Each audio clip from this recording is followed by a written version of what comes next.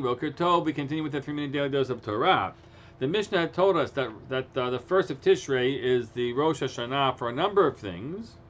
It's the beginning of the year for a number of things, including La Shmitin, for the Shemitah cycles. Minalan, says the Gemara. How do you know? Dichtiv uvashana hashavi'it Shabbat Shabbaton yela aretz.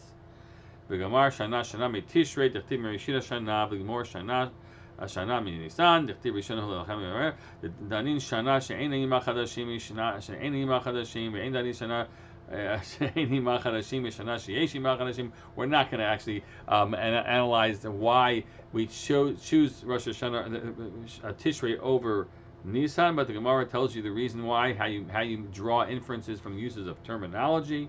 This is the beginning of the Shemitah cycle, and this year, in case you were unaware, we observe Shemitah in Israel beginning on Rosh Hashanah.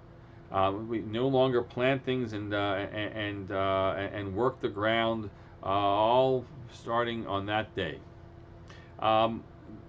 It's interesting to note that the Shemitah cycles are unclear how you observe them. Shemitah is not observed if you don't really, and from the Torah's perspective, according to most opinions, right, the primary opinion. If you're not able to keep the Jubilee count, which has been lost to us, then the Shemitah count is not min HaTorah.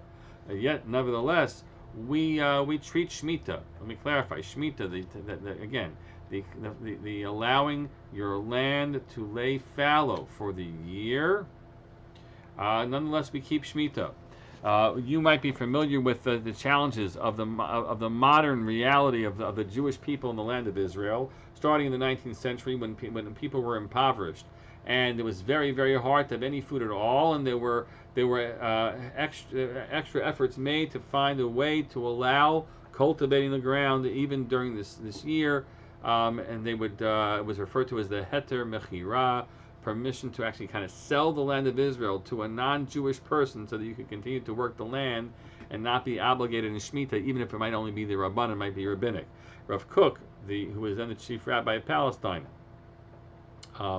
first of Yaffo and then the chief rabbi of Palestine, was a proponent for the reasons that existed of this system, and it has continued into the modern age, even with all the great produce of the land of Israel now, and yet there are efforts made by many to try to do their best to observe Shemitah. And I hope that we can share with you some of the ways in which you can support Jews who are trying to follow these rules, which means that they're not working their land, and think of some other creative ways to probably pool property that might allow for certain things. But people are making great sacrifices to observe this mitzvah, even if it's rabbinic in nature. And we should try to find ways. And you might be getting some emails or mailings from people to give some support to those individuals. I encourage you to do so. So when the year of Shemitah begins, if you're traveling to Israel, God willing, you'll be allowed to travel to Israel. You become more aware of Shemitah observance. We have very little to do with it here, although sometimes produce is sent our way. But we should do whatever we can to support those Jews who are attempting to observe the Shemitah even in our days. Have a great day.